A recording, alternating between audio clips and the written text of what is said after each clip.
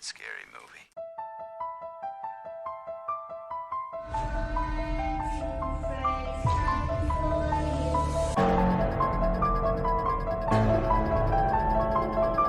Well, sometimes that is better. I am the devil, and I am here to do the devil's work.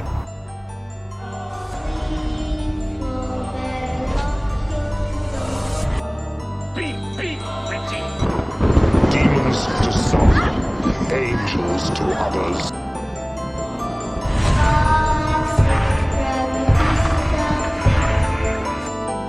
Do you want to play a game?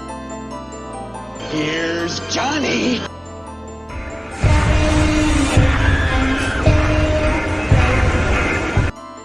The funeral is about to begin. Never sleep again.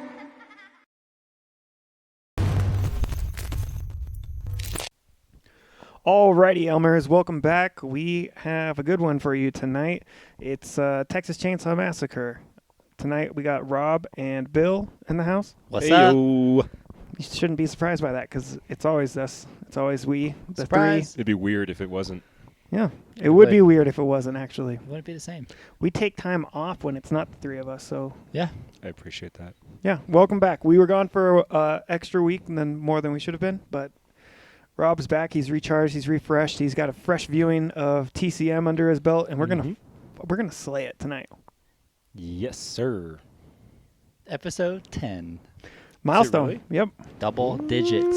Yeah, folks. we're dub digis. We had to celebrate with a classic. Can't believe we didn't lose interest yet. Oh, I can't believe. I think if we had more listeners and more negative feedback, we would have quit by now. But luckily, nobody's here to tell us how bad this is. So, Well, there's one person, but we will not speak of him. he who must not be named. He who Voldemort. That's correct. Or Voldemort, I believe, is how it's actually pronounced. Doesn't matter. Let's get into it. Doesn't matter. Doesn't matter. Let's get into it. Okay, so as we mentioned last week, and to start the show, we are going to be talking about Texas Chainsaw Massacre tonight. This is a 1974 classic, directed by Tobe Hooper, written by Tobe Hooper and Kim Hinkle. This one was starring Marilyn Burns as Sally Hardesty and Paul Partain as her brother Franklin Hardesty. And then we have Gunnar Hansen as Leatherface, Jim Seidow as the cook, which is actually credited as the old man. He's not credited as the cook, but he's been affectionately referred to as the cook, so we will be referring to him as the cook. Gas station guy? Yeah, the proprietor of the gas station. Edwin Neal is the hitchhiker, and then Joe Duggan plays Grandpa. There was a couple other NPC-type characters. We'll kind of talk some plot, but really these are the characters that you need to know for the purpose of recounting the plot. And we typically kind of shy away from going into the end of the films on these podcasts, but tonight, I mean, if you haven't seen this, then this is probably not the podcast for you. We're gonna talk about this whole movie, so buckle up. Let's get into a little bit of the synopsis here. Real quick fun fact before we do that. The working title of this film, while it was in production, was Head Cheese and Leatherface. I don't know if you guys knew that. I did not know that. I did not know that. But I don't know which one I like better. I know which one I like better. Texas Chainsaw Massacre was the right choice. And- It was. It was. I did not like that chainsaw was not a compound word. That bothered me greatly. Well, I kind of Whatever. wondered that as well, but we'll get to it. It was the 70s. It was a weird time. We'll get into it. yeah, we'll get into it. Most of this we'll be talking about the title. Yeah, most of it. Another quick little fun fact to keep in mind while we were recounting this is Tobe Hooper was hoping for a PG rating on this movie. I don't know if you guys knew that. I learned that, and hilarious if you've seen the movie, if you think that that's going to end up PG. If this movie came out 20 years ago, it probably would have been PG-13. That's actually, not to shit all over that, but that's actually very much incorrect. The MPAA got way more strict, actually, going into the 80s about the ratings that they would hand out. And probably the only reason why this one would have... 20 years ago. Yeah. It's 2000. Right. And I'm saying, like, from that time on, it's been more strict. There's, like, no sex in this movie. There is no sex and no nudity actually in this movie. That's what I'm saying. But Like it would be PG-13. Violence, yeah, but they would have had to use like green blood and weird shit like that. We'll get into it. We will get into it. So this movie, as a result of attempting to get a PG-13 rating, most of the violence is actually kept off screen, and a lot of it is implied.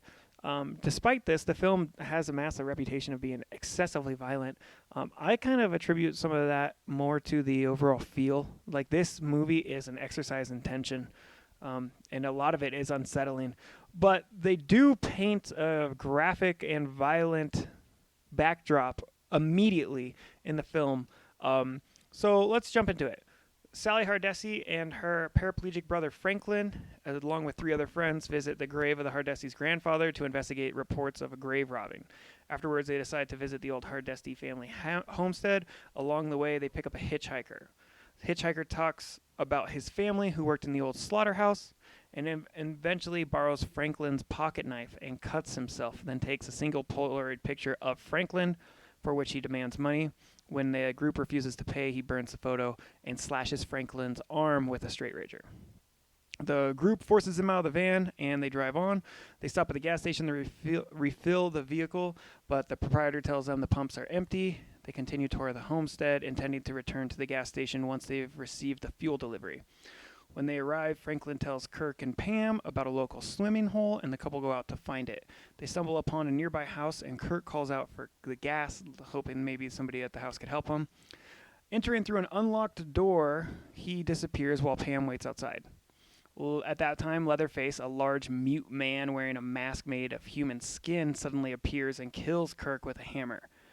Pam soon enters the house after to find Kirk, and sees a room full of furniture made from human bones. As she attempts to flee, Leatherface catches her and impales her on a meat hook, making her watch in her dying breath as he butchers Kirk with a chainsaw. Another one of the group, Jerry, heads out to look for Pam and Kirk at sunset after they fail to return, sees the house, and finds Pam still alive inside of a freezer. Before he can react to this, Leatherface also appears and kills him. Darkness is now falling, and Sally and Franklin have decided to set out to find their friends. Now 3 of their friends are missing. As they near the neighboring house, they call out. Leatherface lunges out of the darkness and kills Franklin with a chainsaw. Sally runs away towards the house and enters it, goes upstairs, and finds the desiccated remains of an elderly couple upstairs. She escapes from Leatherface by jumping through a second-story window after he chases her. She flees again to the gas station to find the proprietor to seek help. He offers her some help, but then he ties her up, gags her, beats her with a broom, and forces her into the truck, where he then drives to the house, arriving at the same time as the hitchhiker. This is now revealed as Leatherface's family. The men torment and the bound and gagged Sally while Leatherface serves dinner. Leatherface and the hitchhiker bring down one of the desiccated bodies from upstairs. It turns out that this is Grandpa. He is revealed to be alive and is actually feeding off of the blood of Sally's finger after they cut her. They decide that Grandpa, the best killer in the old slaughterhouse, should kill Sally. He tries to hit her with a hammer, but is too weak, and the ensuing struggle, she breaks free, leaps through a window, and flees down the road. Leatherface and the hitchhiker give chase, but the hitchhiker is ran over and killed by a passing semi-truck. Leatherface attacks the truck with a chainsaw, and when the driver stops to help, he knocks Leatherface down with a pipe wrench, causing the chainsaw to cut his leg. The driver flees. Sally escapes in the back of a passing pickup. Leatherface maniacally flails his chainsaw in anger as we get to the end scene. I went through that kind of quick, and I did cover all of it. We'll get more in depth. But this plot is simple. It does come quick. The 3 other characters, Kirk, Pam, Jerry, not important. That's the backdrop, and I hope everybody's familiar with this movie. We're really going to dive into the nuts and bolts of this thing now. But go ahead, guys. Let's open it up. Just starting from the very beginning, we get that little piece of narration at the beginning, which I feel like I usually don't like, but it's done really well here. So it's done by John Larroquette, which, just another interesting little fact, is apparently he was paid with a joint, and that's what he got So he was like, "Hey, you want to help out and do this?" He was also unknown at this time, and Yeah. he went on to like star in Night Court and the John Larroquette Show, and Yeah. he's been in a handful of other things. He's probably the most famous non-genre actor to come out of this movie, and he doesn't appear on screen at all, but he Right. does open the movie by reading that little crawl, Yeah. which is and terribly effective. I like it a lot. I mean, his voice is great for it. And then right after we get that, we get the flashing light from the photography at the crime scene that is the result of the rest of the movie. And just those sounds are great. Oh, it's so unsettling, that shudder. I know, I'm not going to try to make the sound effect. If one of you wants to, go ahead. But Yes, that's no, it's it's like a way. flashbulb. No, it's like. "Arr!" no, okay. Is that a rooster? What are Neither what of are you, those. What is that? It's a combination of those two, folks. It's Watch a the movie. rooster flashbulb camera. But I mean the sound effect for that is great, and you're hearing the camera go off, and you're getting really quick little shots of like fucked up bodies and stuff. So very strong opening. I will say, yeah, the very strong opening, and this is probably going to go against y'all's opinion, but I think the first half of the movie is the strongest part. I actually tend to agree with that. I disagree with that, but It's there's so much build because like you have that opening crawl and the narration, and then like kind of it's like presented like evidence photos, and then you have the creepy like radio news report, and it all seems and feels very real. The advertising and marketing campaign leading up to the film was presenting this as real, and it's disturbing and unsettling, as I've mentioned, but then it. Like the first bit of the movie after like the Texas Chainsaw Massacre title screen rolls down is the scene of the robbed grave, like the vandalized and robbed graveyard, and you have like these two corpses propped up. Wet. Yes, and that's probably honestly some of the most like intimate macabre portrayed in the movie. Like it's very It's the most unsettling. It's the most well done. Yeah, I mean, this is not this movie had a tiny budget. I could tell. Yeah. Yeah, and I'll get into it, but I really think that that's why this movie shines. Is its small budget, and I got some fun facts that we can talk about that later. yeah. But what else were you gonna say on that, Bill?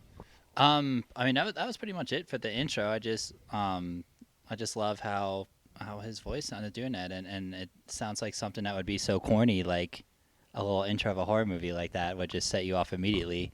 But it didn't at all. And then we get the Hitchhiker coming up pretty quick, which This is great. I guess it was cool to like pick up hitchhikers in the 70s, but even if it was, I mean, one look at this guy. They say Well, before go for the stopping, next he one. looks weird. Yeah, they talk about how like scary and weird he looks. He looks like James Franco. Looks like Kind of. greasy, No, he's- stringy-haired James Franco. Kind of. I see that. He wishes. James Franco is gorgeous. Okay, he looks like James Franco with a birthmark.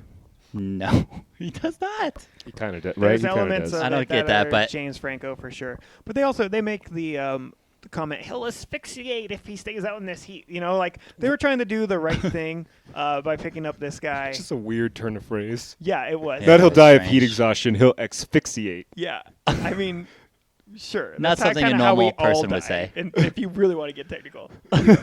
Also, I just want to point out that the intro, the like yellow text, Star Warsy stuff, Yeah. straight up says Sally and her invalid brother, because this is the 70s. Really? And you I was- you know- could just call disabled people invalids. Jeez, I honestly was probably like writing something down there, like obviously because it was like narrated or whatever. I probably wasn't.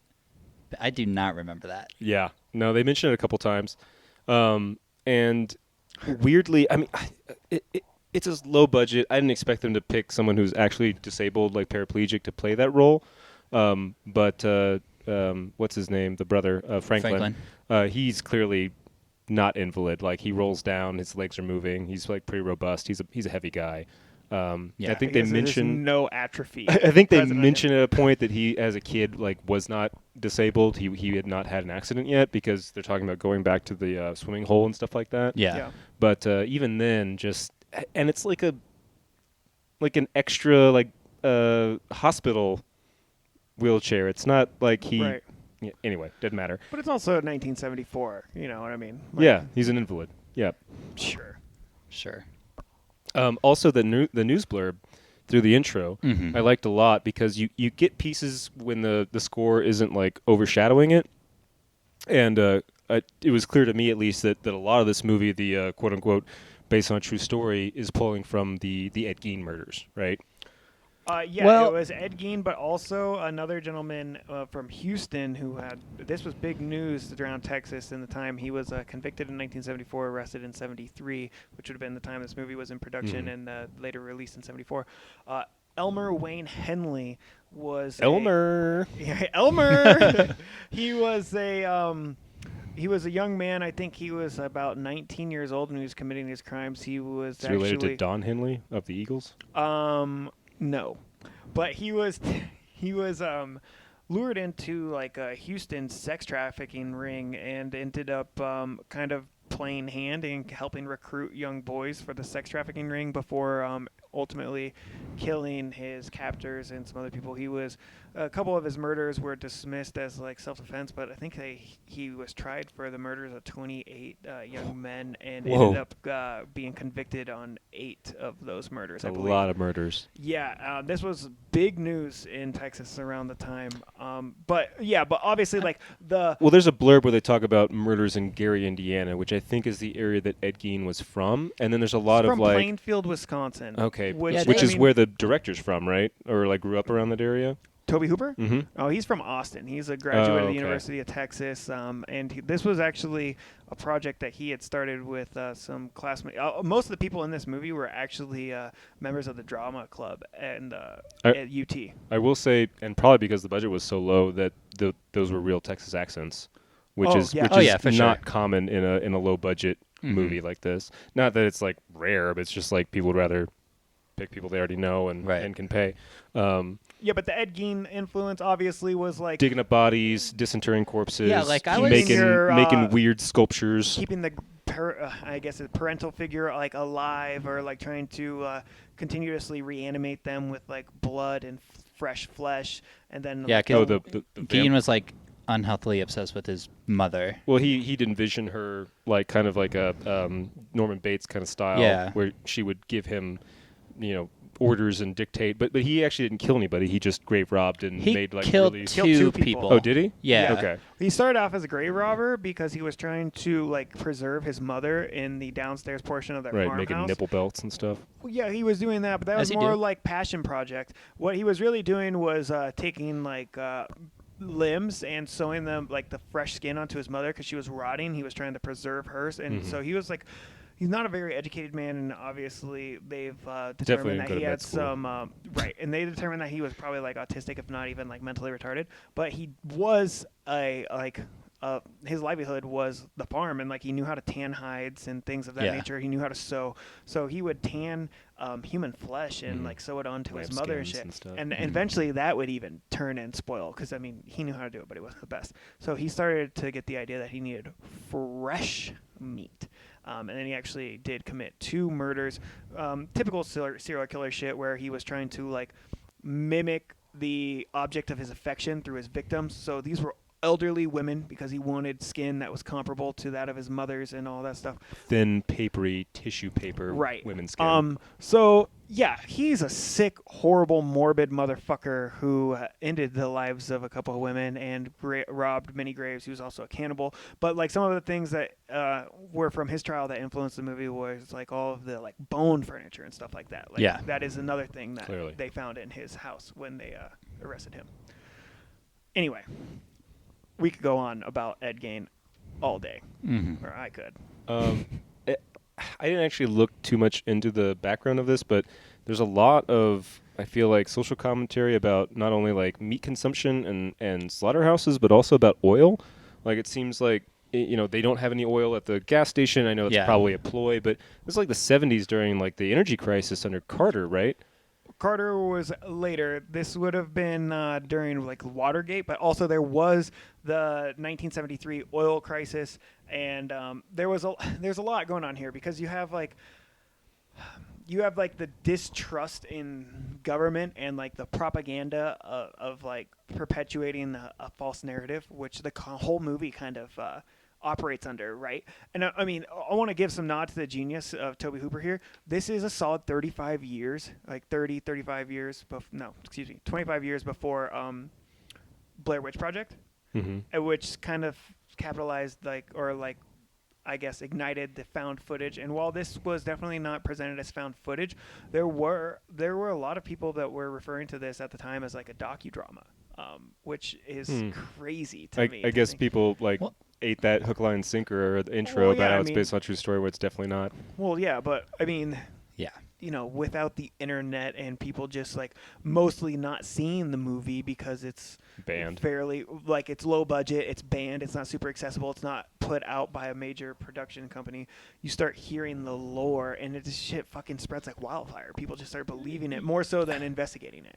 I will say that, for my own opinion, that the idea of this film is much more terrifying than the actual watching of it. And it's been at least a decade since I saw this flick, and all I really remembered from it was there's a bunch of like teenagers or 20-somethings that come across a farmhouse and get murdered, and that's kind of all I remembered from it. And then I watched it, and it was kind of like Human Centipede. I was expecting it to be way more gory and like way more graphic, and it's the 70s, you know. And it was low budget, so a lot of the kills are, like you said, implied and not necessarily off screen. But He's also going after that PG rating. Yeah.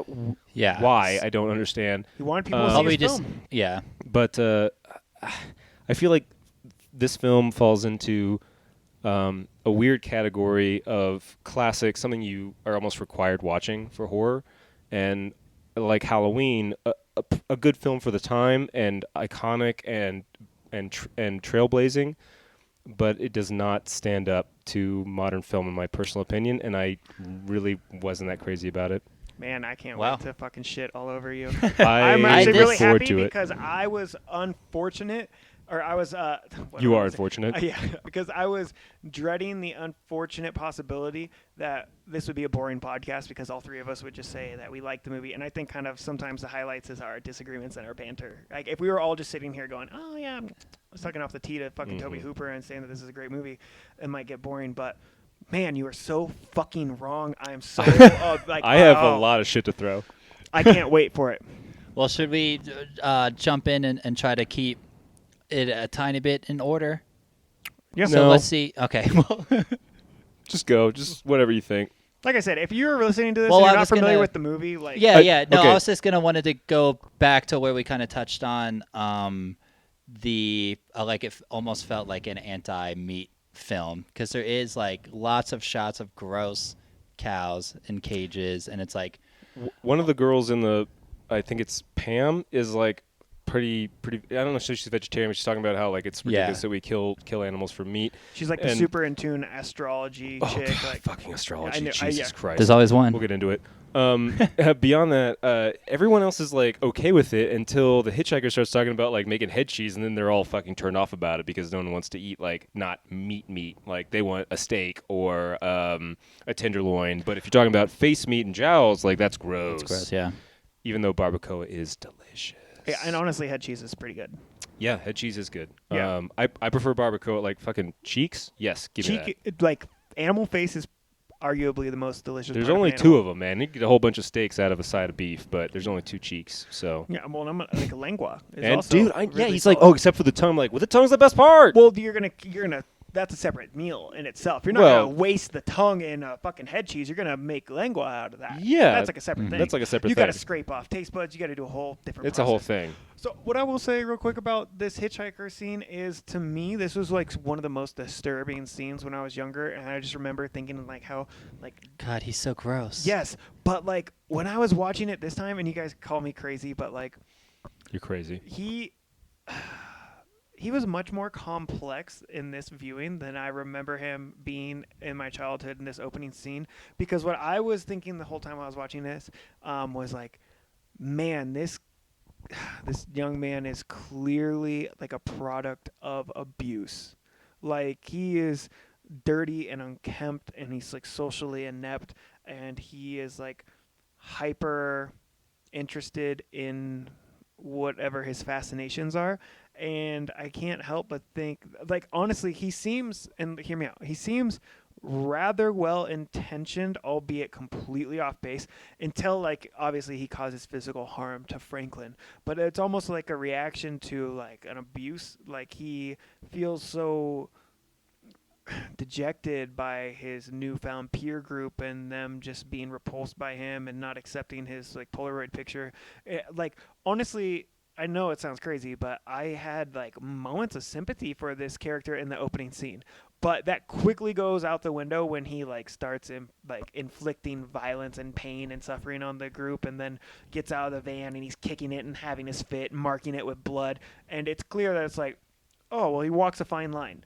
And he spends most of his time off the deep end. But, like, to me, that little instance was much, much, much more complex than I remember. Because like, what you think about when you think about the Hitchhiker in this movie is he's got, like, animal pouches and street razors and, like, Polaroids of slaughtered animals. And he's like, got, like, I don't know if it's dried blood or a birthmark or whatever. And he's describing, like, horrible like slaughtering of animals. Well, they died better when you used the sledge. Well, that's another theme in this movie. I feel like there's a whole juxtaposition of like the blue collar rural American way that is quickly going by the wayside, and then you have these young, seemingly like educated children or kids coming out of they're like maybe not scholars, but scholarly. They're embracing like this new. What was the term for like English workers that were put out of work from the loom or like the automatic loom being built? Luddites.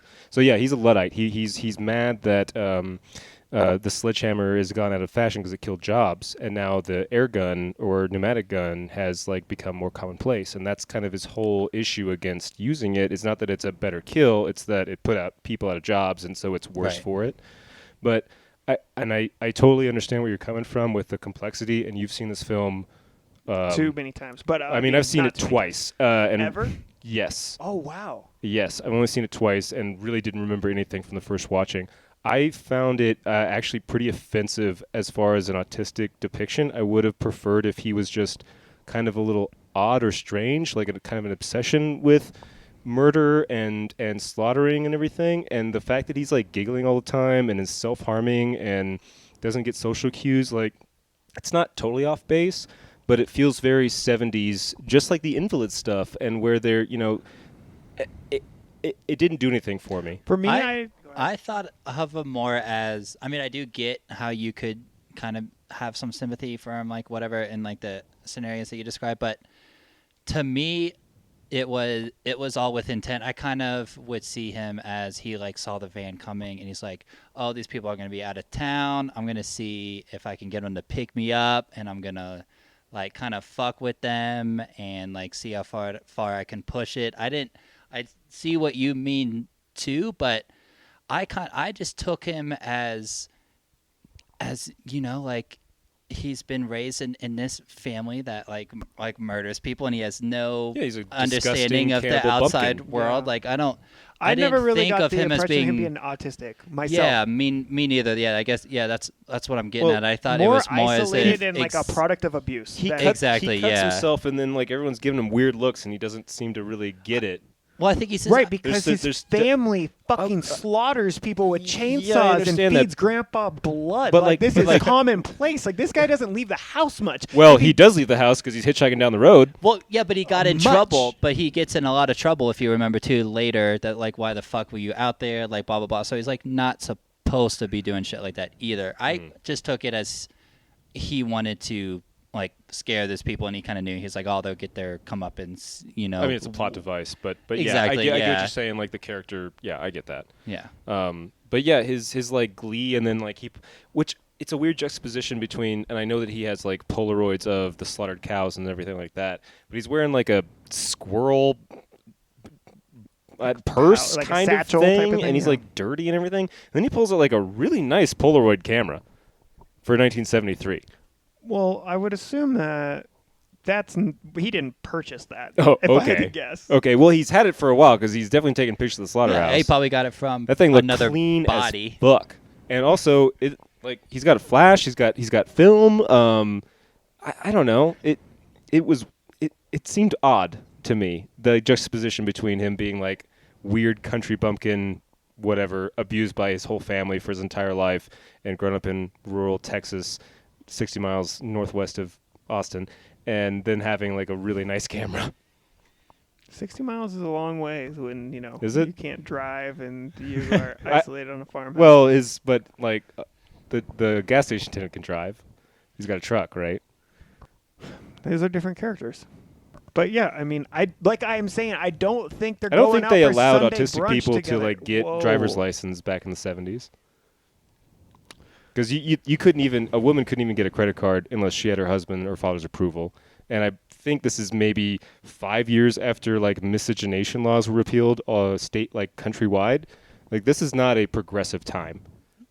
No. And I think that there's a lot of commentary on that in this film, honestly. Yeah. Yeah. And I still don't think that he's autistic. So, Okay, so we'll do agree I. to disagree. anyways, They get some barbecue, right? They get a tiny brown bag of barbecue for 5 people, and then Well, they were kind of almost forced into getting it was that. like They kinda- courtesy. They didn't really seem like they were that. And then interested in Franklin barbecue. like Franklin goes has to a town on it. no. He has one sausage in his mouth like a cigar for about 10 minutes and spits it out. Yeah, Franklin. Okay, is Franklin the most hated handicapped character in cinema history? No, definitely in this film though. More so than Grandpa. And the hitchhiker, who's apparently And the autistic? hitchhiker. Well, I mean, I don't think he's really disabled. He's autistic. He's just, neurodivergent. But if you want to be bigoted about it, you can. Really, what I'm getting into, and also they have like a guy who's kind of not all there, who's like washing the windows and like has to be like tapped and stuff to, the guy who looks like discount red-haired Karl Rove. That's good. He did have a lot of like upper head. I don't even know where it was forehead Six and then head. turned into crown. But Six like, head. yeah, he had a large cranium. I like how I did like how they're like, we should have asked if there's another gas station. Like they did put that in there. And like, oh, well, there probably isn't one because he didn't mention Don't you think he would have, suggested it? yeah. Exactly. And is it, if the fuel delivery is coming here, don't you think they're fueling up everywhere? Type of Yeah, thing? exactly. Well, I mean, the energy crisis, oil crisis. Right. Right. I mean, like I think they mentioned stuff about the Saudi Arabia and the the Gulf of Oman and stuff, like as far as oil and everything. But clearly that's a plot device to keep them to stick around. It's like, oh, hang out, get some barbecue. wasn't there like an explosion at the Texaco refinery not far down like the way too? I think there was mention of that. Probably. There's a lot of stuff that's sparsed out through the kind of like radio news that you get in pieces, both in the intro and also while they're in the van driving around. Yeah. Also, no one is wearing a seatbelt in that van. I don't think there are seatbelts. Yeah, it's a big van in 1974, 73. Yeah, but it's Unsafe at Any Speed came out in like Texas. 1966, and it wasn't like required by law, but the seatbelts were things. Have by you then. seen the hitchhiker they picked up? They are not worried about their safety. They're not worried about most things. They're really just worried about getting to whatever Franklin and Sally's grandfather's house. Yeah. And I get that they're like there to check on the grave robbing situation because it's part of the intro is like, oh, there's a massive grave robbing and all these people are trying to find out if their family's been disinterred and everything like that. But it's such a weird thing for them to just like go out on a drive. It's such a 70s thing. Like, oh, well, let's just go for a weekend drive. This movie is from a different time, and I will say that it definitely, even though there's been remakes with, and I like the remake actually quite a bit. I think it's good, but it's a different film, and I don't think you could make this film ever again for many reasons. Well, let's hope No, not. no. Wow, really? Ouch. I feel like you're just baiting me. I don't feel like your feelings No, are no. that strong. I we'll get into it. I think the strongest part of this film really is the cinematography. I loved the cinematography in it's this so film. good. Tobe Hooper is so underappreciated. There are a lot of, especially in the first like 30, 40 minutes where the setup's happening, there's a lot of shots that are coming from like kind of not a super low angle, but kind of a lower angle. There's a lot of like panning shots. There's a shot with the two girls that are trying to get like a Coca-Cola at the gas station, and it's like right on her butt, and then you can see a pretty distinctive camel toe in those white pants, bell bottoms. Yes. Shout out to Marilyn Burns and Sally. They were great. She was great. But the cinematography throughout the whole, and also I don't want to skip too far ahead, but the dinner scene there's a lot of like Dutch angles and kind of close-ups on Sally's eye that I Oh really man, those are enjoyed. great scenes. So I mean, that's Um, like one of, if not the best, like scenes in horror, in Wow. my opinion. Which is why when you were first like, oh, I think the beginning is stronger, and I was like, I disagree, because I literally think the dinner scene, like the last 25, 30 minutes, whatever, is one of the just best things I ever. But I did not care for it. I like the Really? angles of it. I thought that overall, like the wig that Leatherface is wearing is dumb. No, dude, Grandpa that all is makes dumb. sense. That all What? makes Like, sense. wait, That is all he a makes mummy sense. or a No, that vampire all makes or sense. a There's drogger? There's three different like masks present in the movie, and the scene at dinner, dude, it's such an interesting thing. It's such a like a American Gothic like play on rural America, because you have the cook played by Jim Siedow, who's Right. like the paternal figure, and The then wooden actor. whatever you want to call him, dude. But like, listen to. I'm dropping some knowledge on you right now, and you could benefit from listening.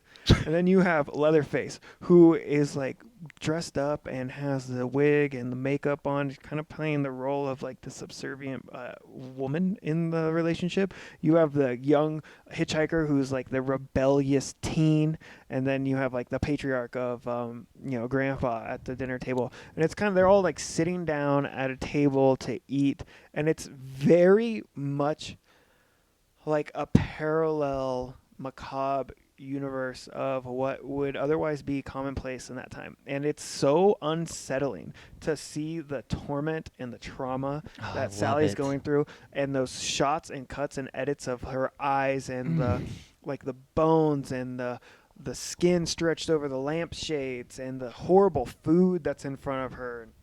Like, Honestly, that looked like a traditional Texas barbecue plate. I saw white bread. I saw pickles. There might have been sliced onions. I'm not sure. It was like a quick flash kind of away from yeah, her plate. but you know that ain't pork. You know that ain't beef, baby. Well, it's long pig, but same thing. Actually, might be long friend too.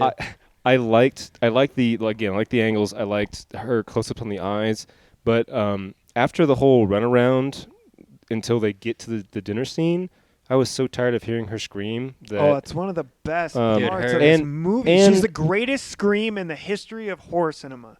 Her screams Okay. are bone Real. chilling. okay. They're real. God, I want Okay, to yeah, Okay, the okay, okay, background. okay, Do you have okay. a lot of background Oh, on I the dinner have scene? Because so I do much too. background. Let me just Okay, say I one think we're thing. probably thinking the same shit. Let me just say one thing. When they All get right. Grandpa down, who looks ridiculous, and they get him to like kill her, I was laughing out loud at him dropping the hammer like 5 times.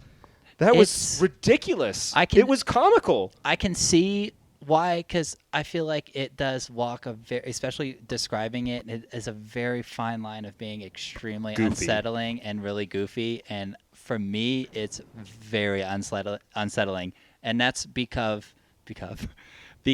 of oh fuck, is that Marilyn Burns still? Yeah, At Marilyn Burns is her Sally. performance, like oh man, she she's so good. like, and I mean, I made a specific note about like the camera angles, like looking up too, because it very much feels like a snuff film at time, as in like the criminal or whatever just like set down the camera somewhere at like a shitty angle, and then you saw him doing all this like fucked up shit like a snuff film would be, which I got that feel from it too, which I really liked. But yeah, yeah, I think her. let me. Okay. I think that by the But- time that they get Grandpa down, for me, it Yeah. had passed from a horror movie into slapstick.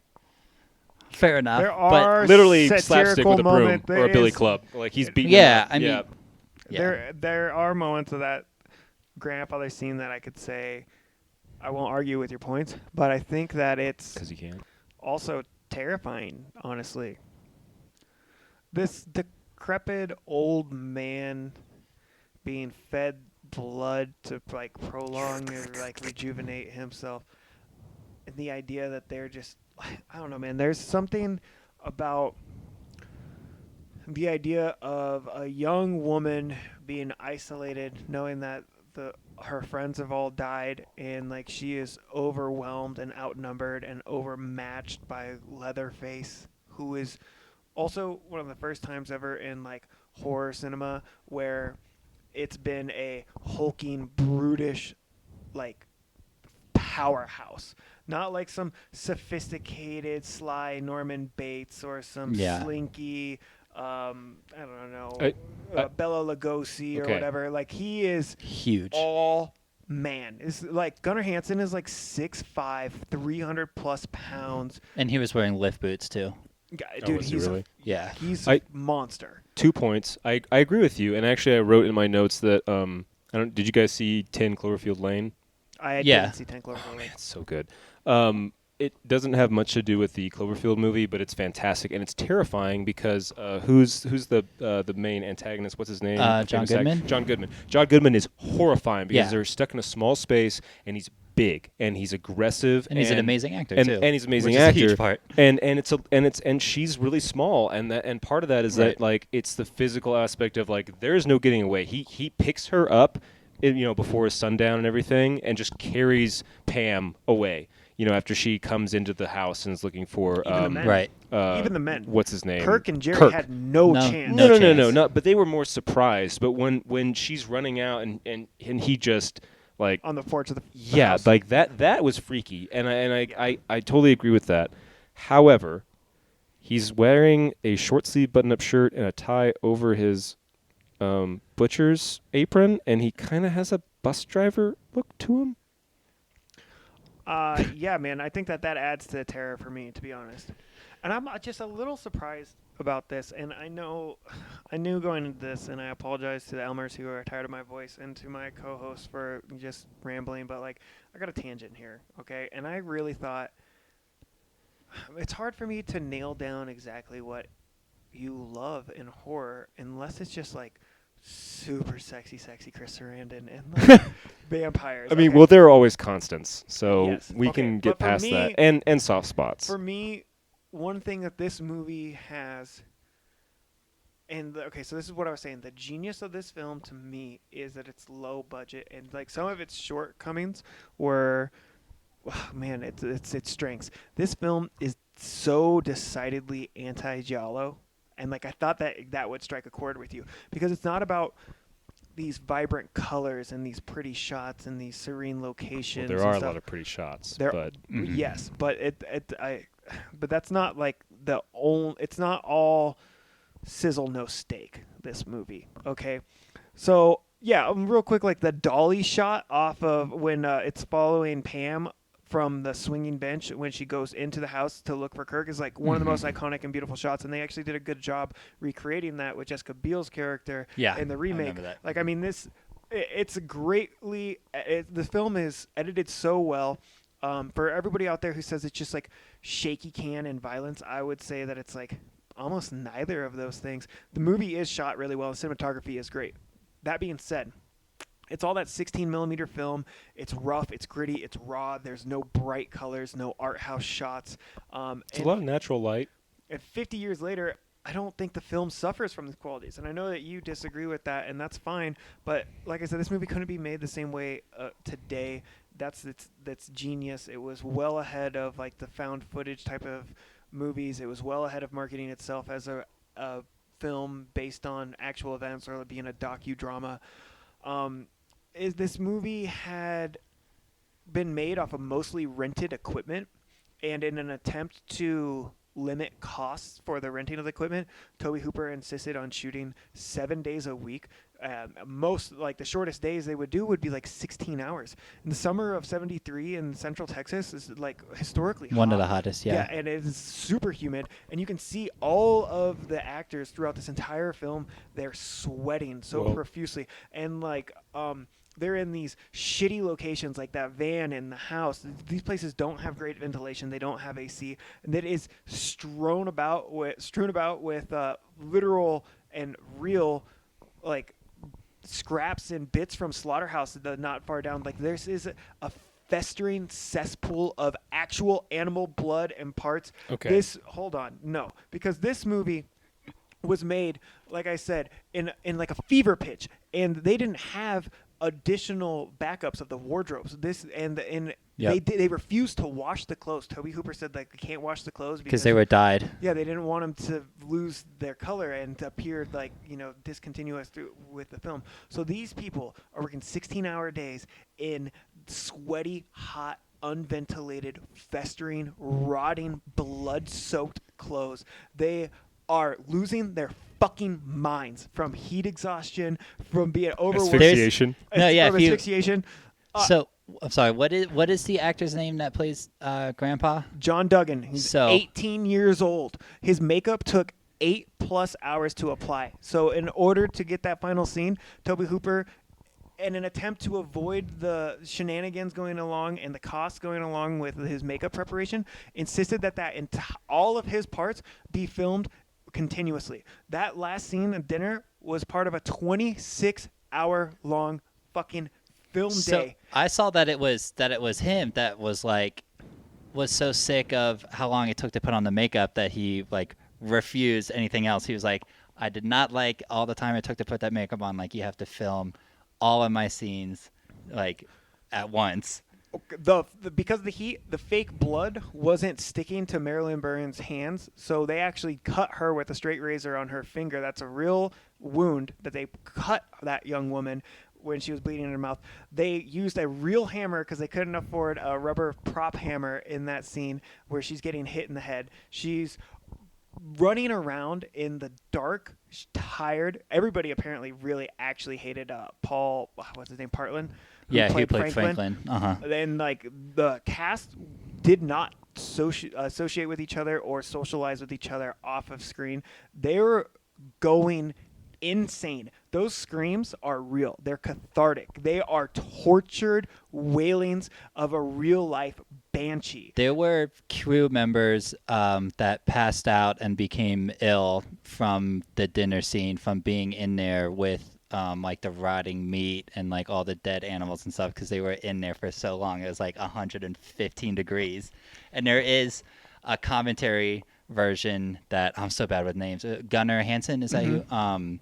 In one of the commentary things, he says in one of those dinner scenes when he's grabbing Mary, he says that for a couple seconds he really wanted to kill her because she was so loud and they were all going crazy in the heat with the smell, and no one talked to him at all because he's in his clothes that stinks so bad that no one talks to him, that he talks about how he really wanted to fucking murder her. Yes, their There's emotion this in real this is terror so going on in this scene. good. That's why I love it so much. And I think that the film doesn't need all of the on-screen violence. Sure, you get the meat hook scene, which is you miss most of that. You get the blunt force trauma with the sledge and the metal door, which is one of my favorite scenes in movie history. I mean, you care if don't it's horror or even what. need the on-screen violence if you do everything else so well. Sure, you don't get the full impact of the hammer hitting his head, but You when he's hear laying it. there and the convulsions and the sound And that door. Fuck, it's so goddamn good. Also, another quick fun fact. Tobe Hooper did the sound editing and the score for this movie. yeah, It's genius. All of the sound, from the lack of sound to the present sound, whether it's the shuddering of the camera. yeah, there's no score. It's all machinery, and it's kind How of good was that? David When they first Lynchian run up to the noise. When they first run up to the house, Kirk and Pam, and and you hear the generator humming. The fucking film is called The Texas Chainsaw Massacre, and he goes, and it's just teasing you because we haven't seen a chainsaw, we haven't seen a kill, we haven't seen any blood, we haven't seen anything outside, I guess, the hitchhiker scene. But you're as a viewer, a first-time viewer, you're oh, fuck, that's a chainsaw. Someone's about to get their blood and guts strewn all about this fucking farmhouse. Well, but not, because you don't see that. And it's a generator, though. And it's so genius. And then, the next 3 scenes of that house is you just get that generator hum. You get fucking Jerry going up, and that generator's still humming. And you're what do they need this fucking generator for? What is going on? Well, it's freezers full of teenagers.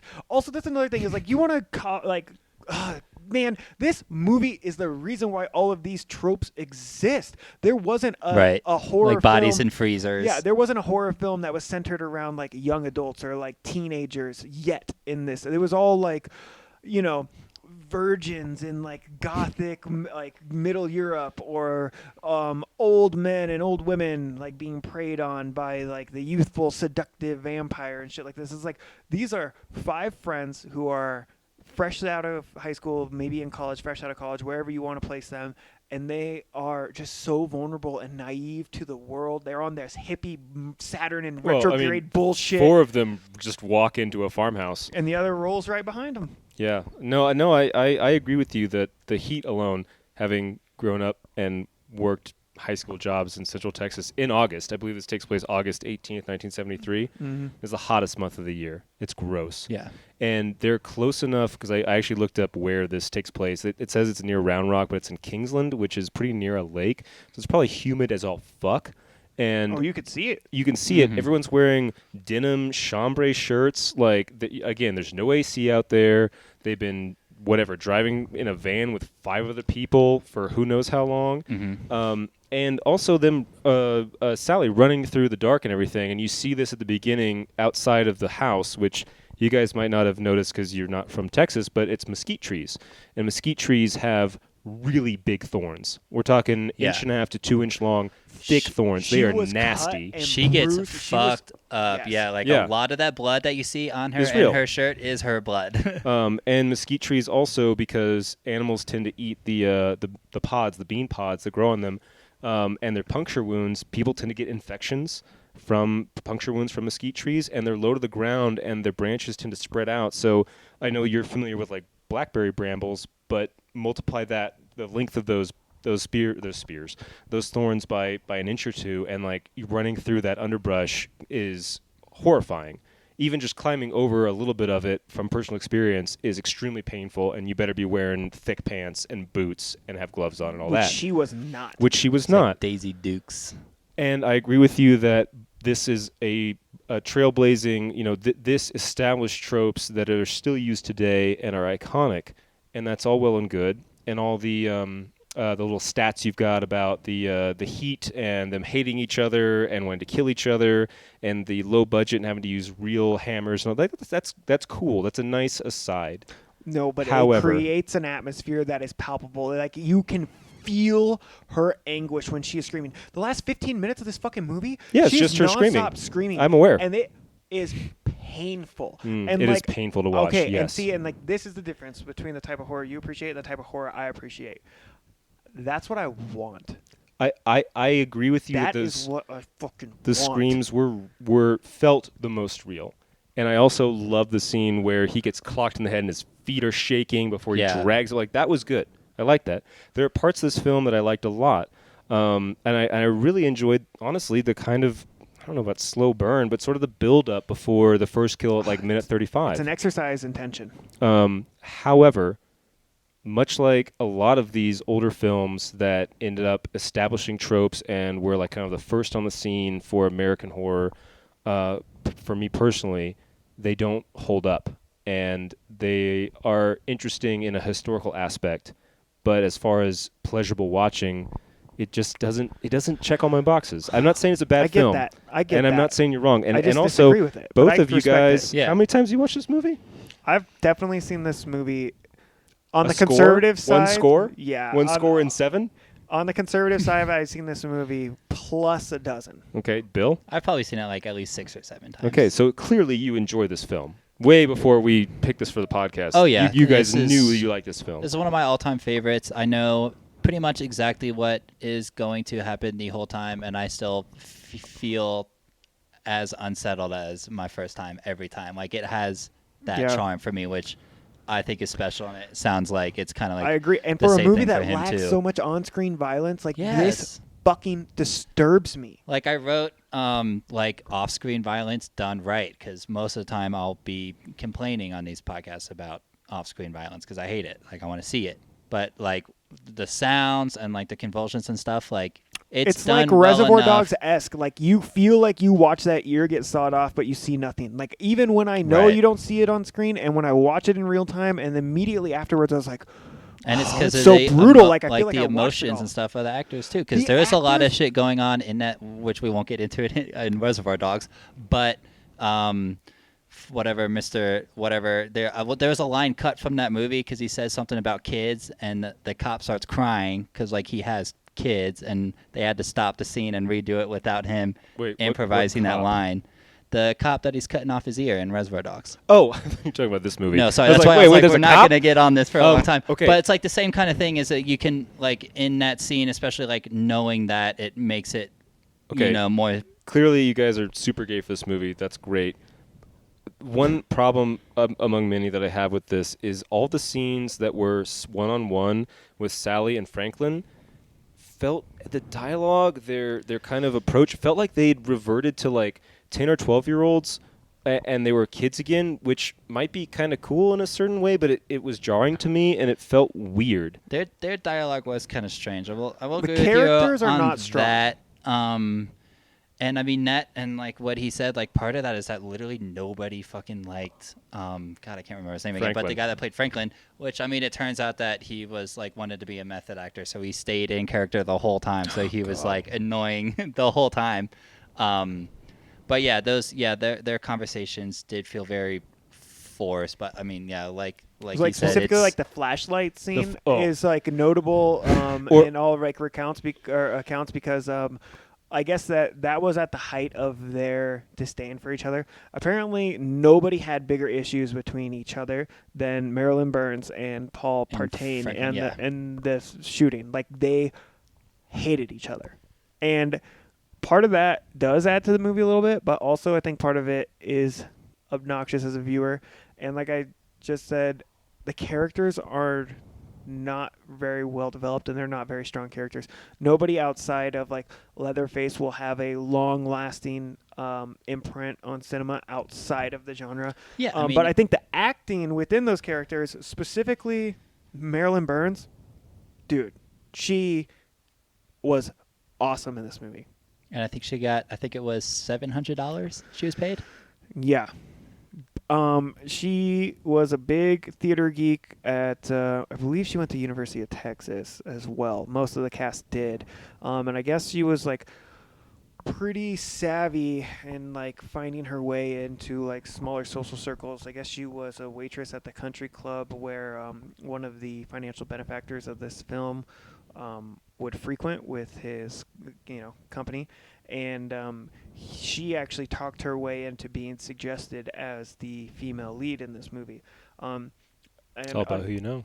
and unfortunately, most of this cast, they were pretty much like all blackballed from Hollywood because like this film was not very popular when it came out, and obviously like big budget Hollywood production companies would take a look at the resume and dismiss anybody who'd been associated with it because this was a disturbing film then. It's still a disturbing film to me now, but also people really didn't respect Chainsaw at all. People didn't respect horror for a long time. Even the Yeah. like big name stuff, maybe Halloween, Nightmare on Elm Street. I mean, this is you know, still years before Halloween, and agreed. And Halloween was actually the independent film that broke this film's gross record for a non-major production. So like even like Halloween wasn't made by like New No. Line Cinema at the time it No. came out, or 21st Century. But even before those, like, and even after that, horror as a genre was always kind of seen as like, I don't know, way to get like butts in seats. It wasn't considered art. Yeah, I So- mean, it's Yeah. always been highly profitable because it usually isn't where PG-13. and people don't have like big names typically when they go into horror, and it wasn't really until like the early and mid 90s that kind of started to change, and like we owe a lot to Scream and I Know What You Did Last Summer and movies like that. That kind of that 90s new wave slasher resurgence. And I mean, a lot of that was headlined by guys like Wes Craven and stuff because of what they did in the 80s with Nightmare on Elm Street, and whatever. But I mean, that's a whole nother tangent. And this movie is still, a decade and a half before that. Another trope that this movie invents. This is, speaking about Marilyn Burns, this is the inception of the final girl. I was gonna say, yeah. her four friends are killed in about 25 minutes, right? From like minute 35 is when I believe Kirk is killed, and then minute like 54 or 63 is when she's like running away and everyone else has been offed, right? And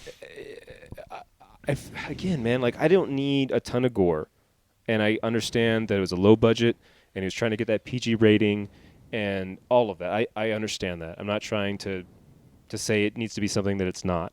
But if there had been a few more, like, not even close-ups, just a little more, like, not from shooting from behind somebody getting slashed, or, Right. when he's impaling Franklin with a chainsaw. Like you see the chainsaw like coming in, but you don't actually see any viscera or anything like that. And if it just had a touch more of that, I feel like I really would have enjoyed this film more. Oh, man, they made that movie in 2003 starring Jessica Biel. It's Didn't called see it. Texas Chainsaw Massacre, and it's a fun watch, but like it lacks all of the raw emotion and all of what makes this movie great. And I like the remake. I do. I do as well, and I like Texas Chainsaw Massacre too. Texas Chainsaw Massacre 2, man, that I might even like that more than this movie, but it's a completely different thing. It's a completely different thing, and we'll eventually expose you to that too. Because Texas Chainsaw Massacre 2, I think you will enjoy more than this. I can almost confidently say, just based on how you feel about this movie, Texas Chainsaw Massacre 2 is way much more up your alley. The only people who come back, it is written and directed by Tobe Hooper, and then Jim Sedow, the cook, is also in that. Okay. And then you also get Bill Moseley as Chop Top, who I'm a huge Bill Moseley fan. So Jerry, right? The like Super 70s, the driver? Yeah. Does he not look like if Steve Guttenberg was in Boogie Nights? Some of these, like you draw some of these parallels that I would never. They're on think of, point, but right? They're perfect. What about Franklin? Does he not look like kind of like a Great Value brand Belushi brother? I can see that. Yeah, He's got kind of thick eyebrows. That's but one that I thought before. So I think I had one other one too. yeah, his hair too. Just his general build, and Just- his, I would call it he's a his picky boy. gait, but I don't think he really doesn't have demonstrates well, that. Not really. Oh man. Also, I understand. They're doing barbecue, right? In a chimney in a gas station. What?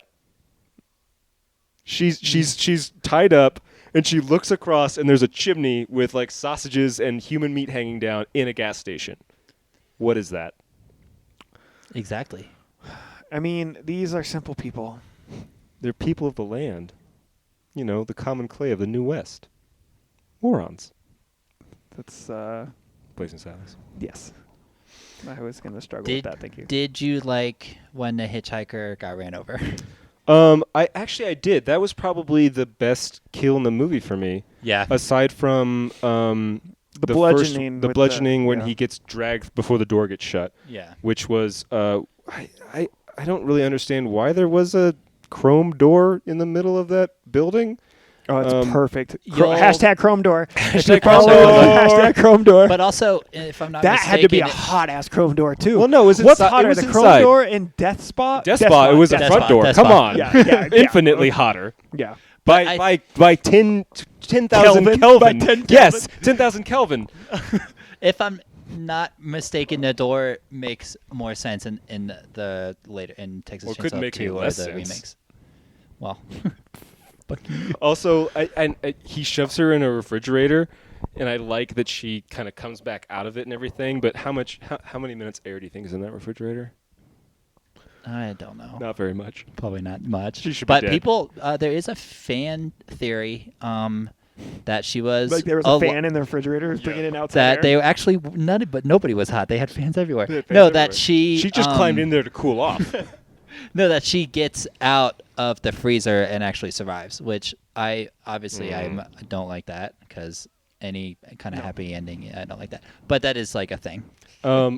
Also, and I understand that they did use like actual dead animals, and the stench was disgusting. Yeah, they got them And- from a not important, but they got all that from like a nearby vet, and then they did not know what to do with all the corpses, so they burnt them. They just burn them. And I don't know if you guys have ever been to Greeley, but I lived have, there yeah. for a few years, and even near a slaughterhouse is very stinky. So driving past one is Oh, yeah. really like vomit inducing. Elmer, don't come try to find us now that you know the proximity. Well, We don't need any crazy fans. we don't. I don't know. Please That'd no. be a good documentary. It'd be a good When we documentary. blow up, Death. and when we blow up, and then like one of us gets murdered by an Elmer, like I don't know. I've sure always, it's whenever some I good- look at at least- Rob, I kind of see like a young Selena. Gomez? Selena Gomez. No, what? I mean, I don't quite have the pipes, but I definitely have the hips. They don't lie. They do. Well, They do that's not not lie. Selena, but yeah, they don't lie. But what I was going to say is that I get that all of that, but a lot of the like bone sculptures and like the weird wind chimes and like they're all animal bones, and there's a bunch of just human skulls kind of thrown in, and an entire carpet of chicken feathers, which I didn't. And a real chicken. And a real chicken And in a a chicken very hole. tiny cage. Why are the chickens in the cage? Doesn't matter. That's one of the most disturbing parts of It's- the movie, honestly. Honestly, Is it? I did make notes yeah, about I think so. It's how fucking weird. I don't like it. this. I agree. Not just the chicken in particular, but another reason why I love this movie is everything is so gross. Like the violence does not have to be the grossest thing in the movie. Like the whole house, like I'm just looking around, and maybe that's just me because I'm like I'm a clean guy. Like it doesn't really come off like that, but just how filthy everything, how fucking filthy everything is. And I mean, I immediately thought, which I read that Tobe had this influence, which I liked was, I mean, it looked like, or no, the other way around. Buffalo Bill. It looks like fucking Buffalo Bill's house. Would the you house. fuck me? I'd fuck me. But like, you know what I mean? Like Also everything inspired in by there Ed is Gein. so Well, disgusting. because And the- like when she falls on that ground with all the, Yeah. like that's probably the nastiest part Well, of the movie. When According- she's like screaming and breathing in, I'm like, oh my Oh god, I my don't God. want any of those feathers to go in she her mouth. definitely 'Cause you got know that's- hantavirus from that. you Like know there's that's enough real. mouse turds over there. Like she's dead in 10 years. Exactly, like you know that's real ass feathers and gross Well, shit. because that they they're couldn't dealing with afford the to whole build a time. real set, so they just found a dilapidated house. That's and why I'm they filmed saying inside that of I mean, it. it was a the weaknesses of this five-figure- movies were its strength. The fact that they couldn't Yeah. afford shit and that they filmed so long, that's why this film just is perfect. Yeah, to no, me. I agree. Like you can't.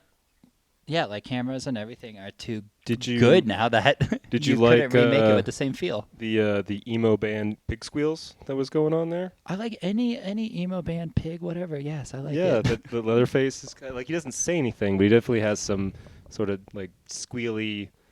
I don't know. Yeah, And- well, and- I mean, and he we- puts on a sport jacket to run out in the dawn. Is he wearing that at the dinner?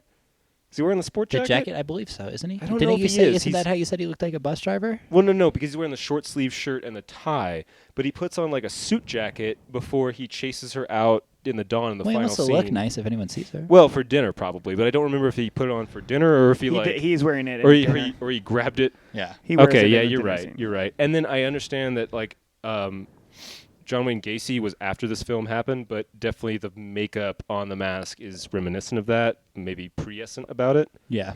kind of the deadly killer clown sort of thing. Oh, man, it's But I it's knew the film that started it all. I knew before watching this film that you guys were both big fans, Mm-hmm. and I wanted to like this film, and I don't hate it. I wasn't that crazy about it.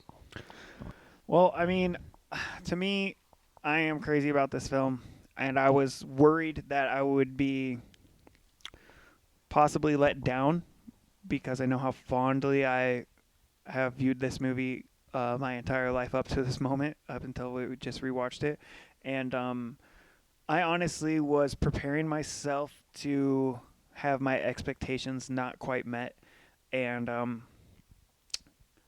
man, I was so wrong because I probably haven't seen this movie in like 8 years also, despite having seen it. I'm not exaggerating when I say like 15 to 20 times. I thought maybe it had lost its shine or it didn't age well, or like maybe I was just fascinated with it when I was younger because of its hype or because of my limited exposure at the time.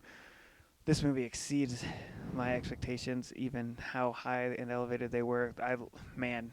I was raving about this movie all after I finished it. I was talking to my partner and just saying, this is a masterpiece. Are you ready to score it? You got any? Either of you guys got Yeah, any we can- final thoughts? I got a couple. Yeah, we quick can get to final it. Yeah, thoughts. go ahead. Just a fun fact, and I want you guys just to digest this, if you will. This movie started out, it was written obviously by Tobe Hooper and Kim Hinkle, who had met on an earlier project. It was actually Tobe Hooper's first film called Eggshells. They met on that, and they decided to write a horror project together. And even before they had decided to write a horror project, they kind of had an outline of what they wanted to do. And this film was, the screenplay at least, was written as like an adaptation and a head nod to Hansel and Gretel. That was their starting point, Hansel and Gretel. Huh. If you Okay. think about it, it lines up Yeah, quite well. vaguely. Kinda, yeah. This film is Hansel and Gretel. That's fun to me. The Grimm fairy tales are not happy. They're pretty grim. Oh. Even Hans Christian Andersen's stuff is not as like sweet and saccharine as Disney remade them into. Or even Hans Zimmer. Yeah. Okay. Yeah, so this movie, for me, it does it all. This movie literally does everything for me as a horror fan, what I want to see in movies. And make no muss or fuss about it. Horror is my favorite genre of movie. My favorite films are horror films. And don't get me wrong, I love City of God, American Beauty, Godfather. It's a short list of some Cop and a of Half. my other Cop and a Half. So a short list of some of my other favorite movies of all time. But man, I'll be damned if this isn't right up there. And I think that it is a masterpiece. I think that it's shot amazingly well. I think that it is edited incredibly well. I think that it has some amazing performances and some beautiful cinematography, but it also, what it lacks, like I said, is really where it shines. Yes, I know some of the characters are weak. Yes, I know there's not a lot of development there. I do not give a fuck about Pam or Jerry or Kirk, and I'm there. They exist to die. And that is fine with me. This is why I watch these movies. This is what I want. This is a absolute masterpiece. I adore this movie. I'm going to watch it another 20 to 30 times before I die. Probably more than that. This is this fucking Citizen you die Kane next of, year. This is the Citizen Kane of horror movies. 98 out of 100. And the only reason it's not getting 100 is because I like to believe that there is a possibility that something will be fucking better, but I will not hold my breath. This could be the last episode of the podcast for as far as I'm fucking concerned. This is a fucking masterpiece. Love it. Alrighty. Yeah, I mean, I've seen this a bunch too. I mean, this is no surprise. We've talked about it before that this is also one of my favorite all-time movies, one of my favorite all-time horror. I still stand by that. I think the dinner scene is one of the best scenes in anything ever. I was thinking 92. Okay. Yeah, no, it's no surprise that I wasn't crazy about this flick. I feel like it is required watching, not only because it's so iconic, but because it's not a bad horror movie, and it's got a lot of strong points. The cinematography, I think, is by far the strongest part of this film. It was surprising how good it was, how varied the camera shots were for basically 88 minutes of, I don't know. Again, there's all the kills happen within a 25 minute span. Yeah, pretty much. You got the final girl stuff. You've got the very realistic screams. Everybody hated each other. But much like head cheese, it sounds grosser than it is. It's not for everybody. And once having had it, it's just not for me. I think this is probably a 5 out of 10. I would watch this again with people who hadn't seen it before. Right. But I don't think I would pick this out of a hat to rewatch anytime soon. It was kind of a letdown, given how much it's been built up, not only in the sort of collective consciousness of horror film, but you two both singing its praises. And I don't think you're wrong or offbeat or anything like that. I think this is very much a taste issue, and it kind of left a bad taste in my mouth. So, yeah, this is kind of a weak 5 out of 10 for me. Fair enough. Weak 5 out of 10. Can you imagine how that fucking sausage tasted in fucking Franklin's Salty? mouth for like, what felt like 20 minutes? He just had Easily. it. Probably around 20 minutes. I like that he only spits it out because he's trying to get over the hump because everyone forgot the invalid brother out in the van while they're like exploring this dilapidated house with disgusting, rotting wood and there's like a conversation about the wallpaper for some reason. It doesn't matter. This is not a bad film, but it does not hold up to modern film in my opinion, and agree to disagree. I mean, it's fine. It definitely comes down to preference of flavor. But despite all that, this is an incredibly successful movie. It's $140K budget versus its $31 million generated at the box office. It's a movie that continues to play on the big screen, in Grindhouse and drive-ins. It's a movie that, as we record this, it's September 17th. This bad boy is going to be hitting a theater near you in the following month from the time that this is being recorded. I promise you it's going to be on no less than 100 screens in this country and more around the world. And I will absolutely go with you if Rob does not want to. I think this would be really fun to see in theaters. Oh, absolutely. And I'm down for that. Pretty much anytime you suggest watching this movie, I'm in. I just... Yeah, if you want to watch a 50-year-old slasher with no gore, then check this movie out. Whatever. Whatever. Our Elmers are much smarter than that, Rob. Our Elmer, I'm sure. Our Elmer doesn't love this movie. I wonder why. He prefers the remake. Oh, does he? It's what he said. I think he was just trying to get my goat. I don't know. It sounds like he's The kind of got a remake is finger on the the pulse. remake. Doesn't it have Trey songs in it? Yes. Who's that? Exactly. He's like an R&B. He said it's kinda- got Jessica Biel in it, right? Yeah. Yeah. Okay. That's everything I need to know about the film. Yeah. If you knew who Trey songs were, it would be That even would be more everything you needed to know information. about the movie. The Texas Chainsaw Massacre remake is actually pretty good, and I think that there is some good acting in that as well. I don't know. Nobody else really in this movie. I'm trying to look at. Eric Balfour's in it. He's in other things too. Nobody cares. I mean, real quick, we do like to. He's been an actor. He's in Buffy the Vampire Slayer for a couple episodes. Mm-hmm. He's in 6 Feet Under.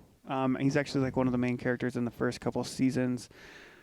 He's been in a lot of television. I can't even really recall most of it. Well, for mentioning other credits, Ed Nealon, who played the Hitchhiker, and Gunnar Hansen, who played Leatherface, are both in Murder Set Pieces, which is like a 2003 shock film that is not a good movie by any means, but if you often Google the most disturbing movies of all time, like I do, it's on a lot of those lists, so I shifted it in there, but I thought that was kind of interesting, so... I did notice one other film that Tobe Hooper did that Poltergeist. Yes. But one other one... Spoiler. No, that's it. that I'm pretty sure was him. Maybe you should Google this and make sure I'm not full of shit. But that I think we might watch for the pod. Maybe. We'll see. And it's a very odd movie and not particularly great, but kind of unique, is called Life Force. Yeah, he did Life Force, yeah. And have you seen it? I haven't, no. Have you seen Life Force? I have not, no. Oh, it's kind of a weird alien vampire. I'm sure we'll watch it. They're for not the they're not pod. actually vampires. It's vampires in the most like vaguest sense. So that qualifies for you. Yeah, it does. Patrick Stewart's in that. Yeah, yes, he is. It's odd and it's sexy, and the lead was literally like a model, like a French model. I think she's like 19 or 20. She's gorgeous, and there's a ton of nudity in the movie, almost almost excessively so. And she's the main focus of it, but it's very odd, and I think it would provide a lot of banter. Well, I'm down. Tobe Hooper was so horribly mistreated by Hollywood. He's made $200 million grossing films, and the dude could never find work. I mean, he did Poltergeist, and he was cannibalized in his efforts there by the rumors that they was actually ghost directed by Steven Spielberg, and Spielberg has even come out and said that that's not accurate. But I mean, It's the highest grossing film of all time for horror, right? Poltergeist? Mm-hmm. With like not from the original, but like over time, like as far, and with inflation accounted in the 70s, like I believe it's the highest grossing horror film of all time. Highest grossing or highest earning? Yes. I'm not sure, because I believe the highest earning film in horror. Yeah, there's. Because gross would be before costs, basically. Oh, yeah. So, like, I think the highest grossing horror film of all time is Paranormal Activity. Because it was so low budget, too. Yeah. Right. Yeah. But Poltergeist might be I think so, man. the highest grossing now, movie. if you guys want to watch that in theaters, I'm totally down. Yeah, Man, that's such a good one. He also did Salem's Lot, the miniseries, which is really good. Love me, Salem's Lot. Yeah. Vampires, Be down to Stephen watch that, King. too. He did Texas Chainsaw Massacre 2, which is a masterpiece as well in the genre for a completely different reason. It couldn't be more different than Texas Chainsaw Massacre 1, and I recommend anybody who hasn't seen it, go out and watch it. And like, if you do, please enter it with an open mind, because it is very much not a sequel to this movie. It is a comedy. It is over the top. It is tongue-in-cheek. It is camp. I really do think that... I know you don't really get my taste, but that's definitely up my alley. Oh, I'm saying that you'll like that movie more than you liked this movie. Yeah. That. He did Body Bags. I don't know if you guys are familiar with Body Bags. No. That was a made-for-TV movie. It was a 3-part anthology with the other segments being done by John Carpenter. And Body Bags is a lot of fun. It's hosted. John Carpenter has an acting role in it. He plays like a mortician. What's his name? Stacy Keach is in it. Rick Moranis is in it. Tom Arnold, Robert Carradine. Damn. Dude, this is fun. Wes Craven, Sam Raimi Sam make Raimi? appearances. What? Yeah, your boy Buck Flower is in Buck it. Flower! Buck Flower. Buck Flower is in it. I watched this one last year for my 31 Days of Horror. Which, by the way, Elmers, keep an ear out because we will be doing a special. We'll probably release it on Halloween or maybe November 1st or something like that. We're gonna do a 31 Days of Horror Blitz. Blitzkrieg. We're gonna do 31 movie reviews, and we're gonna In say about an hour. Yeah. an hour and 2 minutes. We're gonna try to keep it to an hour and 2 minutes, and it's gonna be a lot of fun for probably nobody, but we're gonna For do us. it. Okay, so in addition to the Body Bags, he did The Mangler, which is a fun slasher, and then he did a couple others. But yeah, Tobe Hooper, super mistreated. Why not? We are starting to drag on a little bit. Rob, do you want to tell us what we're watching next week, if you know? I do. Actually, it's between 2 Lance Henriksen films, and I decided to go with the stronger one, mostly because you picked an older flick, and I feel like it's only a matter of time before we watch this one. So next week will be Alien. Yes, Nice. that's good. We're Nice. Which we might got be some heavy hitters. It's might- going to be one of those ones might that we be a all boring disagree one with where because we- it's good. Yeah, 'cause it's all good. Yeah. I'll find some Always try shit I really hard hate to about shit it. on it, Please yeah. do. Please do. I'll 'Cause try. It might be difficult it's because I love that movie, but it's a great film. It's not just a good horror film. It's a great film. It's got great practical effects. It's got a great female lead. There's a lot to love. So please right on. It's been a few years be too. critical. It's been longer since I've seen Alien since Texas Chainsaw. So for Okay. me, so. I probably haven't seen Alien in like 20 years. Oh, I've Jesus. maybe Thinking- only seen Alien like I haven't, twice. I haven't seen it in like 2 years. I haven't watched it like 20 times like you've watched this piece of shit, but but I feel like it stands up. It stands up to modern film, and it'll be interesting to rewatch it because I feel like ever since we started doing this podcast, and maybe this is my own brain being weird, I feel like I've become more critical, and maybe that's good, maybe that's bad, maybe that is what it is. But since there's a purpose for watching these films, I feel like it's important for us to You might nitpick something that you wouldn't have before. Exactly. Ian that you now Holm is in notice or it? whatever. I do I'm not remember that at all. super familiar with the cast, but Ian Holm plays Bilbo in Lord of the Rings. amongst other things. It's like you say an Alien. It's like I don't remember the Bilbo character. We should do Lord of the Rings watch We alongs should for the do, extended. but not the Hobbit because we won't speak of it. But definitely the Lord of the Rings movies. There you go. Fantastic. So yeah, thanks, Elmers. Watch this movie. Don't watch this movie. Tell us what you think. No, watch And- this. Watch this movie for sure. Yeah, Yeah, if you're a actually, fan of the probably do genre, watch do it. your fucking homework, do your due Did you diligence. just and real quick educate yourself. Yes or no answer. That's all you get to say. Yes or no. Was this better than Human Centipede? Yes. All right. I just was curious. All right. Human Centipede was hot garbage. It was fucking real hot. It's You're right. terrible. Don't get me going again. This All movie right. was surprisingly sexy too. I don't remember how sexy I it was. forgot about the back shots. Oh my gosh. Not what Lots you're of thinking. butt shots too. Like, But from like an the- angle. Gratuitous booty shorts. Yeah, Lots the of- it was the 70s. yellowish. I think yellow Daisy Dukes, and she had Red- that shirt on red that Daisy from the Dukes. back. It looked like Yes. her titties might be out. Well, also no one's wearing a bra.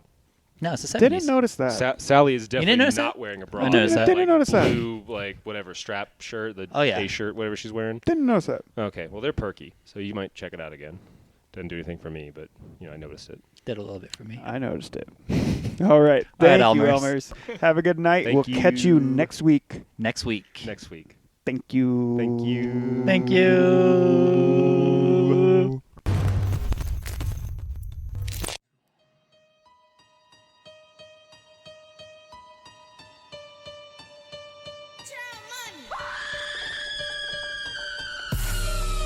Yeah, pull up with us, watch 2 films.